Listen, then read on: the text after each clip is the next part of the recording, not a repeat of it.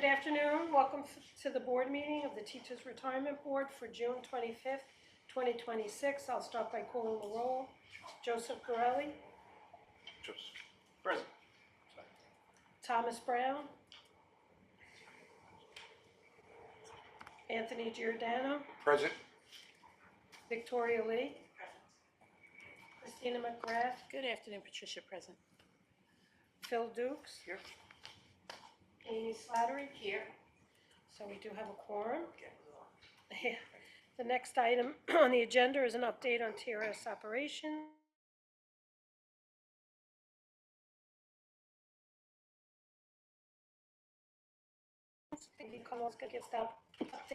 Yes, good afternoon, everyone.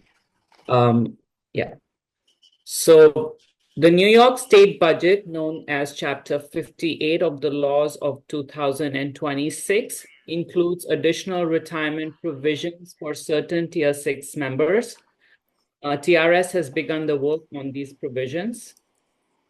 TRS's member education team will continue to offer programs for members throughout the summer. The schedule is posted on our website and includes an updated class on required minimum distributions and new classes covering a Roth option. And finally, TRS has received over 1,200 applications for retirement after the school year. This figure is preliminary, and we will report final summer retirement data at the September board meeting. Thank you. Thank you, Kavita. Next, I need to make a motion for a chair for this meeting. I nominate Victoria Lee. Second. Thank you. All those in favor say aye. Aye. All those opposed say nay. Welcome, Madam Chair. All right, so next is we're going to hear from the actuary. Thank you. So this is the monthly fiscal note update. The legislative session is over. We've hit a new record of fiscal notes issued by the office, 97 this year versus 81 last year. Since the last board meeting, 7 fiscal notes impacting TRS were released. One was enacted, number 88 in the list. That's the unreduced early retirement at age 58 with 30 years of service.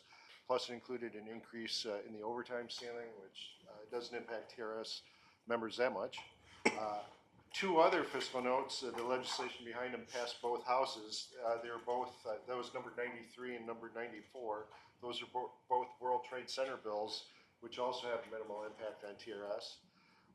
The other 4 did not pass both houses, so there's little chance there'll be any action on those. One increased the overtime ceiling, that was 86. 89 increased the COLA for surviving spouses. 90 increased the earning limits for retirees, and 97 was a picture bill affecting one widow. Happy to answer any questions. Any questions? Okay, so next is the executive director's report, and the first item is the matter of the next meeting, which has been scheduled for Thursday, September 17th, 2026. Next is the authorization to the Comptroller of the City of New York to invest certain QPP funds. At its meeting, Please move to the result.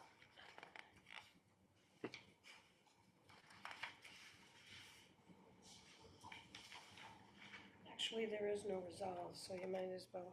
Oh, gosh, the resolve is longer than the rest. So you can waive the reading. Please waive the reading. Okay, do I hear a motion? So moved. Second. Thank you, Ms. McGrath. Are there any discussion, any questions? All those in favor, please say aye. Aye. Any opposed? Any abstentions? The motion carries. Next is the resolution to the Comptroller of the City of New York to invest certain tax-deferred annuity funds. Please move to the resolve or waive the reading. Do I hear a motion? So moved. Oh. Thank you, Ms. McGrath. Do I hear a second? Second. Thank you, Mr. Borelli. Any discussion? Questions? All those in favor, please say aye. Aye. Any opposed? Abstentions? The motion carries. Next is the Chapter 58 of the Laws of 2026 Amortization Election.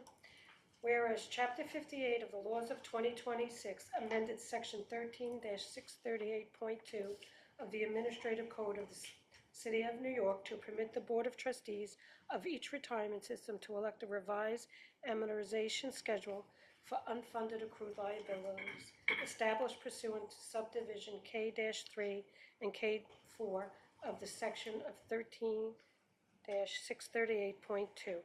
And whereas the Board of Trustees of TRS has reviewed the revised amortization schedule set forth in Chapter 58 of the Laws of 2026, discussed the revised amortization schedule with the Chief Actuary at its meeting on June 4th, 2026, and considers the revised amortization schedule a prudent approach to funding the system. Therefore, be it resolved that the Board of Trustees hereby adopts the amortization schedule for unfunded accrued liabilities established pursuant to subdivision K-3 and K-4 of Section 13-638.2 of the Administrative Code of the City of New York. Do I have a motion? So moved.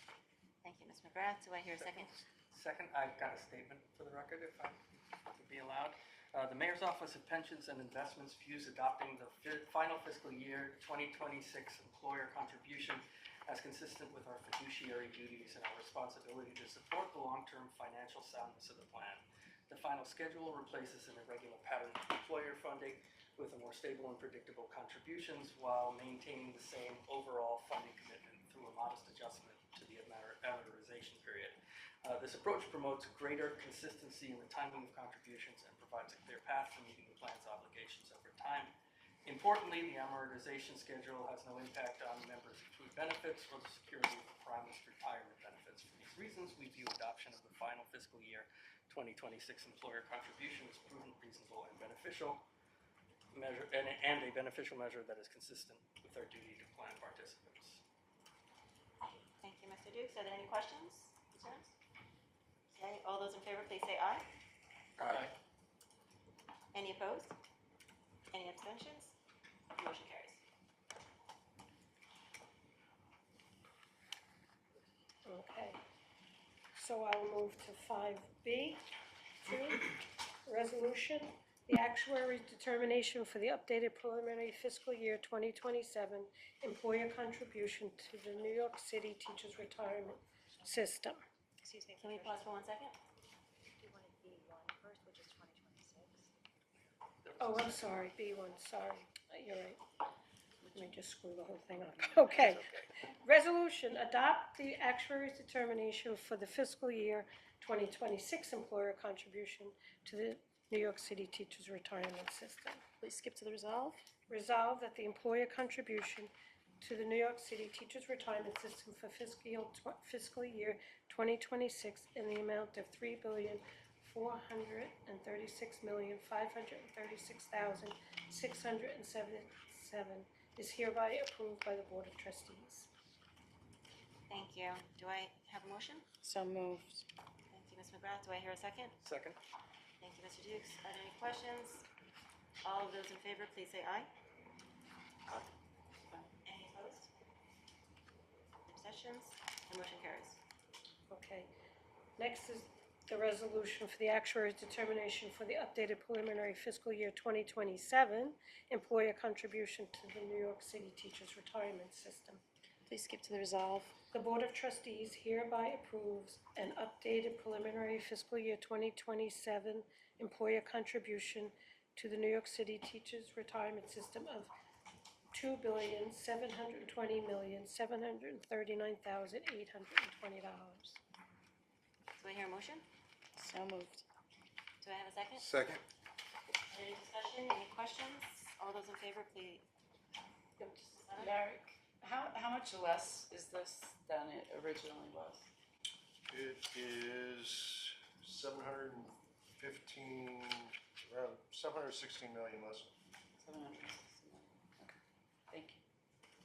All those in favor, please say aye. Aye. Any opposed? Any abstentions? The motion carries. Next is to adopt the actuary's recommendation regarding the Tier 3, 4, and 6 loan insurance premium rate for fiscal year 2027. Please skip to the resolve. Resolved that the Board of Trustees hereby adopts the recommendation of the actuary as stated in the report dated June 11th, 2026, and stipulates the Tier 3, 4, and 6 loan insurance premium rate be continued at its current rate of 0.10%. Point one. I'm sorry, 0.1% per annum of the outstanding loan balances for any loans originating during fiscal year 2027, i.e. July 1st, 2026 through June 30th, 2027. Thank you. Do I have a motion? So moved. Do I have a second? Second. Any discussion? Questions? All those in favor, please say aye. Aye. Any opposed? Abstentions? The motion carries. This next is authorization continuation of the basis point fee for variable annuity program. Please skip to the resolve. Resolve that if the expense fee revenue, resolve that the administrative expense charge for assets in the variable annuity funds shall continue at 18 basis points, 1.5 bips monthly through fiscal year 2027, and be it further resolved that if the expense fee revenue exceeds variable fund expenses, including operating and special project expenses, TRS will return any excess revenue in accordance with TRS processes, and be it further resolved that TRS staff shall continually monitor and review revenue from the expense fee and shall notify the board of any material changes in assumptions or experience that may impact the expense fee. Thank you. Do I hear a motion? So moved. Do I have a second? Second. Any discussion or questions? All those in favor, please say aye. Aye. Any opposed?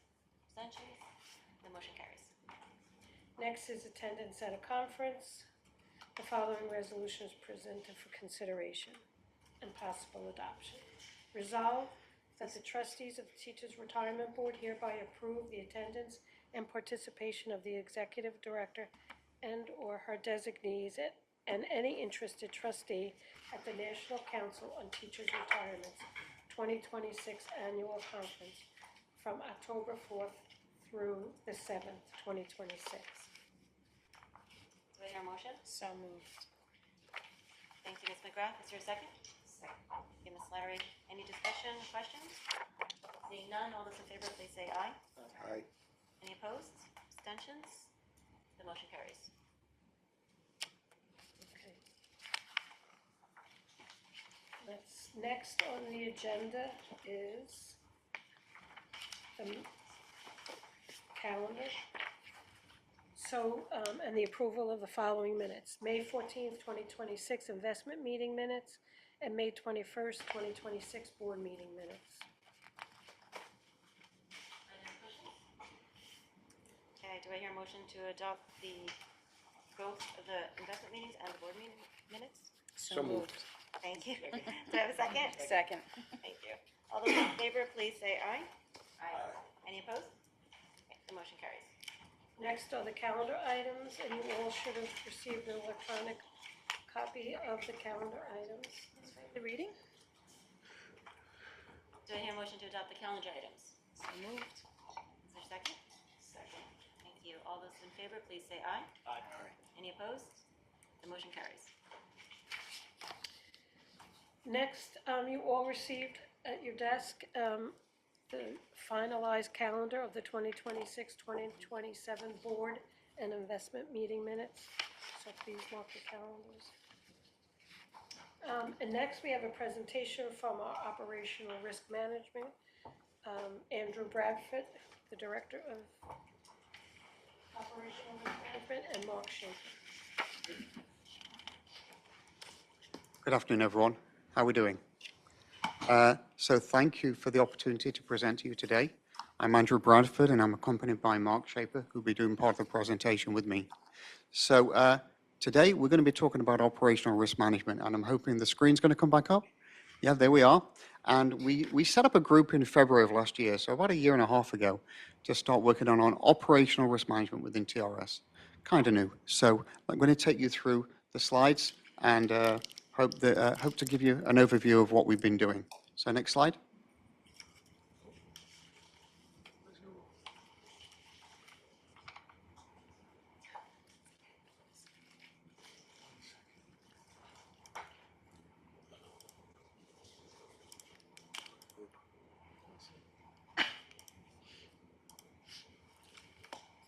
Hey, there we go. All right, so rocket's ready to launch. So there are really 5 parts to what we've been doing as a general overview. We first created our how we're going to do things, our methodology, and we thought, well, we need to validate it, right? So let's do a pilot. So working with benefits admin, super group to work with. We went through the death benefit process for a retiree. So our goal was twofold. First of all, to find any gaps or issues with the process that we could find, but also to verify our process, see if it's good enough and where we need to change, right? So then we changed, we improved it. Then we need to scale. So great, we did a pilot. Now we need to start doing it on more things. So we're kind of on our 3rd iteration right now where we've looked at procurement, some HR functions, retirement payroll, check room, mail room, things like that. And we're moving on to accounting, doing some things in accounting right now. Been a really great response from everybody. The enablement, we have found that TRS's internal intranet has a wonderful chat feature with AI that's been built recently, and we have been using it over and over again.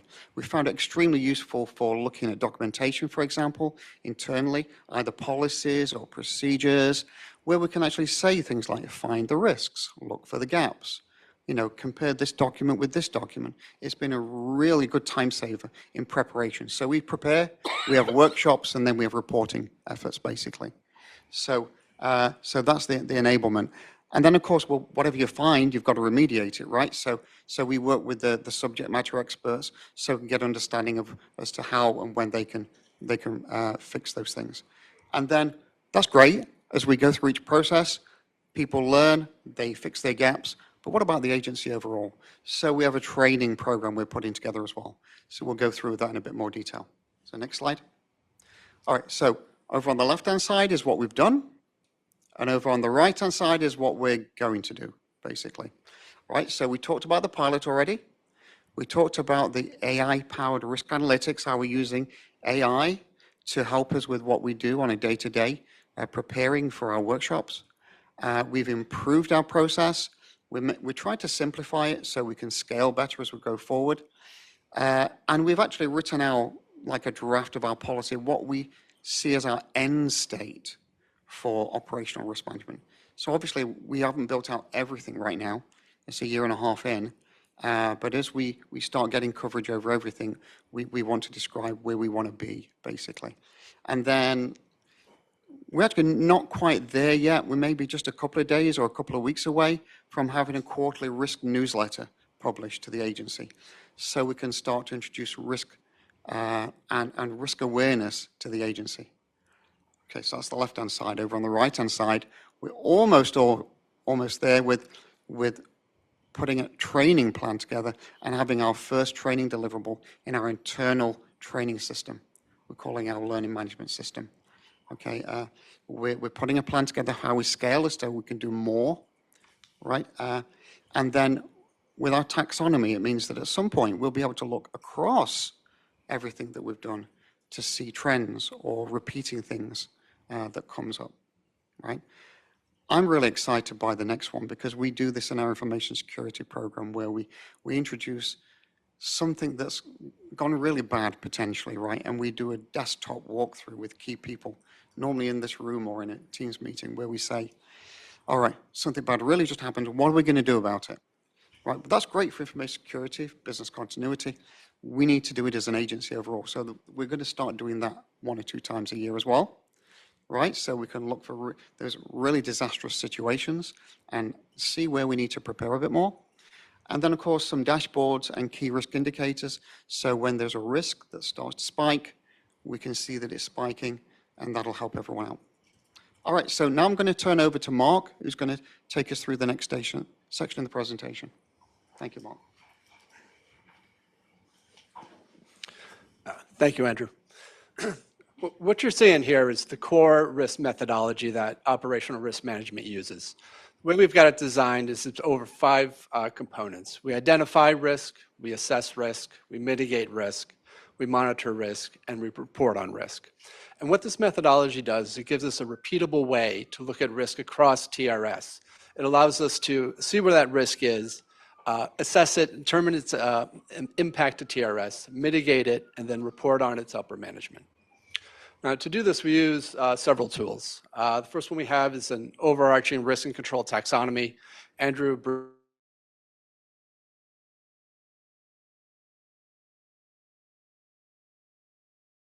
mentioned it, but what it does is it set up definitions to risks that we can take across TRS. So it gives just one uniform way of looking at risk. We also have a control taxonomy, which is clearly defined definitions of the controls that are used to mitigate the risks within TRS. We also conduct risk and control self-assessments. We've actually reached out to several of your the deputy directors and such to go through this assessment process, but with this it allows us to look at what those risks are that are embedded within your processes. We contain a risk register, which is what we use to gather the information and track risks, and then we do reporting that we scale up and push up to senior management to action upon. So the one thing to take from this slide is that this isn't just a one-time event. This is a continuous cycle of risk management, identifying the risk, mitigating it, and then reporting on it. Next slide, please. Okay, so the operational risk methodology works within a operational risk management framework. And the way it's a 3-layer framework. The first layer is the foundation. Within the foundation, it consists of the people, process, and technology that runs TRS on a daily basis. The second layer is the operational risk management department itself. And within this layer, this is where we set standards, we conduct assessments, we conduct the methodologies and the reporting, that's the risk management reporting that's done. And the third layer is management itself. Here's where they work within the framework and making decisions on how to mitigate risks.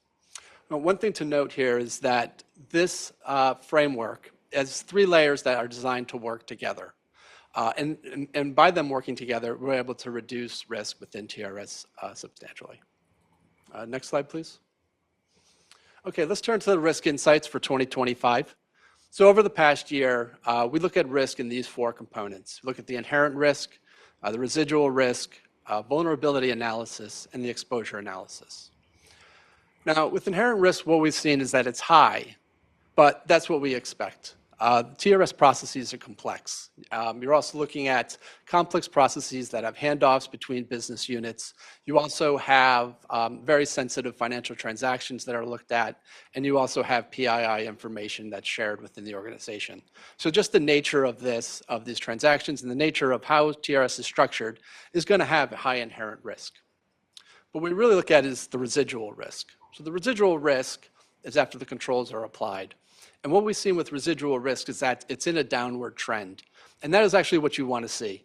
Really what it's saying is that the decision that management's taken and the controls that we've built within TRS and the control gaps that we've closed are working. And so what that's resulted in is a downward trend. There were a few instances of elevated risk within certain pockets, but really those were in areas where there was a lot of manual components to it or like system limitations. But they're working on that now to reduce those risks. The next thing we look at are the vulnerability analysis, and this is where we look at the controls. What we found over the course of the year was that there were areas that controls could be strengthened. Management took actions to strengthen the controls, and we also found areas where there were some control gaps, and those have been filled. So overall, risks are being strengthened across the agency. And then finally, we look at the exposure analysis. Now, operational risk impacts can be significant if they were to occur. We look at it in terms of these areas: financial loss, any compliance breaks, and any type of reputational impacts to TRS. And what we've got is, fortunately, within the year, there have not been any significant operational impacts in any of these categories. So overall, for the course of the year, the way we kind of look at the risk profile is that it's stable, it's in a downward trend, and controls are improving or strengthening. Next slide, please. Okay, what we have here are the actions that management has taken to look at, to reduce the risk. So they can take one of four: avoid the risk, accept the risk, reduce the risk, or transfer the risk. All the decisions that have been made on the risk were to reduce the risk. And this was basically to strengthen the control environment, to fill control gaps, and to monitor the control strength going forwards. And there are a few instances where management decided to accept the risk. And we accepted the risk when we saw that the cost of the control was greater than the risk impact itself. So it made more sense to just accept the risk, manage it as you currently are, report on it, and just monitor it to make sure that it doesn't become a much larger risk and impact TRS. Avoiding the risk and transferring the risk, no decisions were, that action was not taken. So overall, with everything that you've seen, you basically, TRS is in the risk is stable, it's declining, and controls are being strengthened, and management is taking action to reduce the risk impacting the agency. Next slide, please. Okay, I'm going to pass it back to Andrew, who's going to talk about the targets for 2026. All right, so to finish off then, before I go through this slide, let me just say, everyone we've worked with has been so cooperative, and I'm just really impressed and happy with the way that we've worked together. It's been really a joyful experience going through this. So what should you expect from us before the end of the year? So it's these four things, really. We're going to enhance our risk reporting, in some way standardizing it or simplifying it, because as we've gone through and we've done more risk assessments, we've improved the way we do things. But we have to standardize and come to a standard way of doing things. We're going to do more risk assessments, of course. We want to get good coverage across the agency as to what we're looking at, right? We've started to launch training, but we need to do more. So you're going to see more things that come out relating to creating risk awareness within the agency. And then finally, of course, we need some more governance. We've been reporting to executive as we find things, and to the directors and deputies, but we want to create some formality around that as well. So that's the end of the presentation. Happy to take any questions.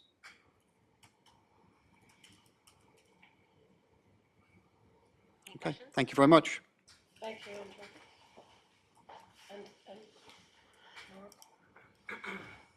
Okay, next, I just wanted to inform the board of the reappointment of Dr. Nydia Providence, MD, to the TRS Medical Board by non-contributing trustees of the Teachers Retirement System for a 3-year term expiring on July 31st, 2029. That concludes our business in public session. Do I have a motion to enter into executive session? So moved. Second. Thank you. All those in favor, please say aye. Any opposed? We will now move into executive session. We will now move back into public session. And we'll have a report from Priscilla Bailey. Priscilla, whenever you are ready. Thank you. In the executive session of the June 25th board meeting, there was a resolution on investment manager contract renewals. The resolution passed. There was a resolution on an investment manager recommendation. The resolution passed. Details to be made public pending further action and at the appropriate time. Thank you. Thank you, Priscilla. And thank you to Will. Pardon? And as a reminder, this is the last meeting until September. So we would like to wish everyone a wonderful and restful summer. Having concluded our business, I will entertain a motion to adjourn today's meeting. So moved. Thank you. Do I have a second? Second. Thank you, Mr. Dukes. All those in favor, please say aye. Aye. Any opposed? The meeting is officially adjourned. Thank you.